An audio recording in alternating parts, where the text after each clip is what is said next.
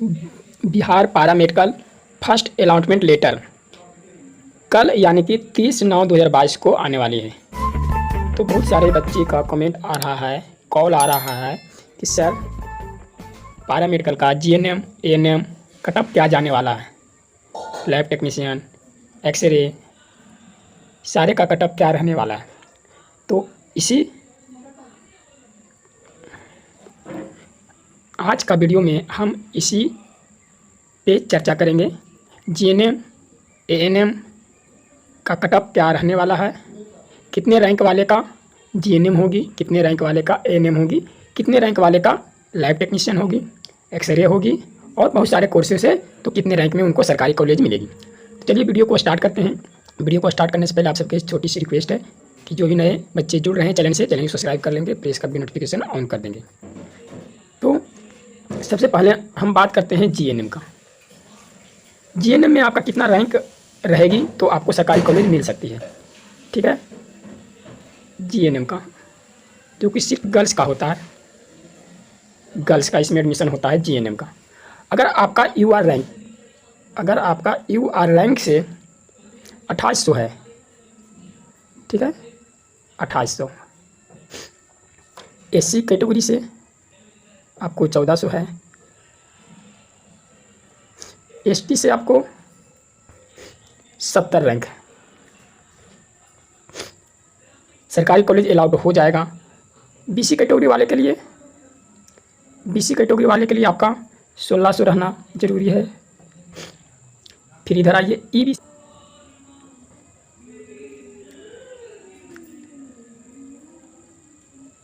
EBC में अगर आपका 1200 रैंक है, आरजीसी रिजर्व कैटेगरी गर्ल्स से, आरसीजी से रिजर्व कैटेगरी गर्ल्स कोटा से अगर आपका 1300 रैंक है, ठीक है, 1300 रैंक है। और वही फिर आपका ईडब्ल्यूएस से अगर आपका 550 में है तो आपको हर हाल में जो जीएनएम कोर्स मिल सकती है। जीएनएम में आपका सरकारी कॉलेज अलाउड हो सकती है। यूआर से चाहे जितना भी रैंक हो, लेकिन आपको एससी या फिर एसटी से, एससी से आपको 1400 होना ज़रूरी है और एसटी से आपको 70 होना ज़रूरी है। बीसी से आपका 1600 होना चाहिए। यूआर से चाहे आपको 11,000 हो, 10,000 हो, उससे मायने नहीं रखती है, आपका मायने रखती है कैटेगरी से। अगर कैटेगरी से मैं जो बताया हूँ उतना के अंदर आपका उतना है रैंक, तो आपको जो है सरकारी कॉलेज अलाउड हो सकती है। जीएनएम का सरकारी कॉलेज आपको मिल सकती है। जो भी आपका सरकारी कॉलेज जीएनएम में आपका जो भी ट्रेड आप चयन किए हैं काउंसलिंग के समय, वो काउंसलिंग के समय जो आप किए हैं वो आपको मिल जाएगी। ये आपका ओपन रैंक का है जीएनएम के लिए, ठीक है, ओपन रैंक से जीएनएम के लिए।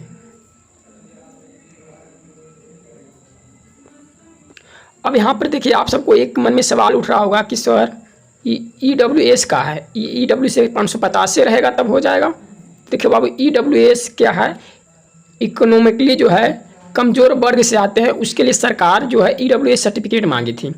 ईडब्ल्यूएस सर्टिफिकेट लगाने से उसको 10% की छूट दिया जाएगा, ठीक है। जितना भी रैंक रहेगा उसमें 10% की छूट दिया जाएगा। तो जो भी ईडब्ल्यूएस लगाए होंगे सर्टिफिकेट, यूआर रैंक बहुत ज़्यादा होगा और ईडब्ल्यूएस लगाए होंगे तो उनको 10% की छूट दिया जाएगा। तो ईडब्ल्यू से अगर 550 है, रिजर्व कैटेगरी गर्ल्स से 1300 है, ईबीसी से 1200 है, बीसी से 1600 है, एसटी से 70 है, एससी से 1400 है और यूआर से 2800 है। तो आपको हर हाल में जीएनएम का कोर्स मिल जाएगी। अब बात करते हैं हम लोग एएनएम का। तो एएनएम में भी सिर्फ गर्ल्स का एडमिशन होती है सरकारी कॉलेज में। अगर बॉयज लोग करना चाहते हैं जीएनएम या फिर एएनएम तो प्राइवेट से कर सकते हैं, लेकिन सरकारी में आपको जीएनएम हो या फिर एएनएम हो, वो गर्ल्स का ही एडमिशन होती है, ठीक है। ये सरकार नियम लागू कर दी है। तो एएनएम में कितने होना चाहिए आपको रैंक, तो आपको सरकारी कॉलेज अलाउड हो जाएगी। तो बात करते हैं यूआर से, ठीक है। यूआर से यानी कि ओपन रैंक में आपको होना चाहिए 11,500 होना चाहिए। एसटी कोटा से आपका 200 होना चाहिए। एससी कोटा से बात करते हैं, एससी कोटा से SC कोटा से अगर आप आते हैं तो 2800 होना चाहिए। SC कोटा से अगर आप पकाते हैं 2800 होना चाहिए। अगर आप BC कोटा से आते हैं, अगर आप BC कोटा से आते हैं तो 5800 होना ज़रूरी है। और अगर आप EBC से आते हैं, EBC कोटा से,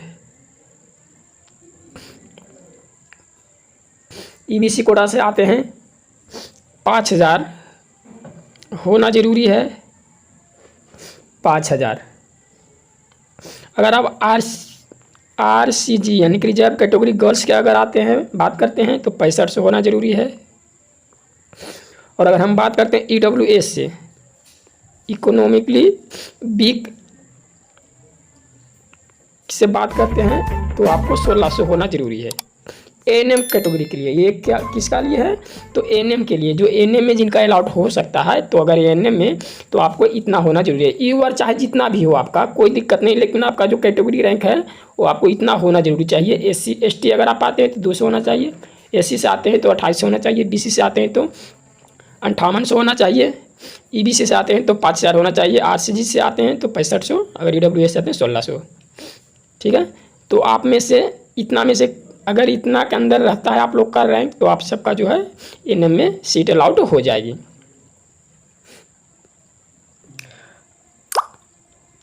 अब हम बात करते हैं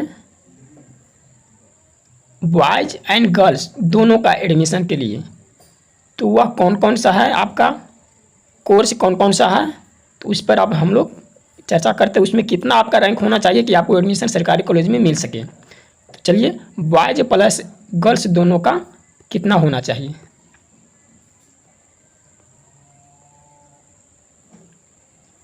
अब देखिए यहाँ पे बॉयज़ एंड गर्ल्स दोनों का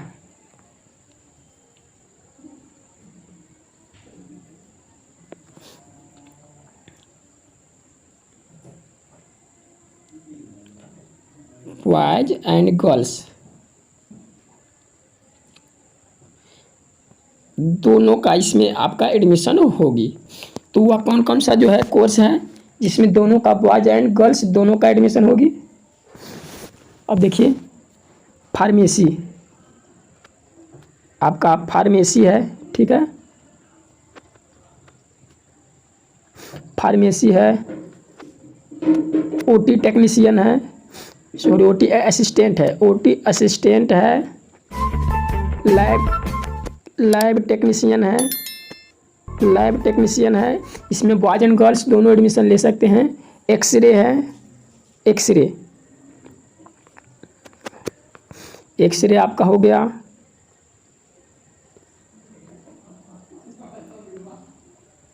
ठीक है, एक्सरे, ऑप्थेल्मियम, ये सब आपका न्यू जोड़ा गया है, न्यू कोर्स ग्रुप जोड़ा गया है। ऑप्थेल्मियम, फिजिस्को,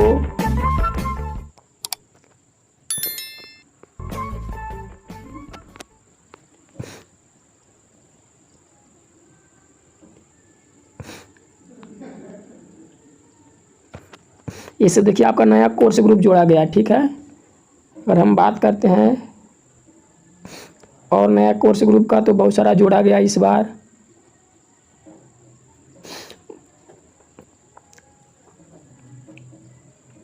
ब्लड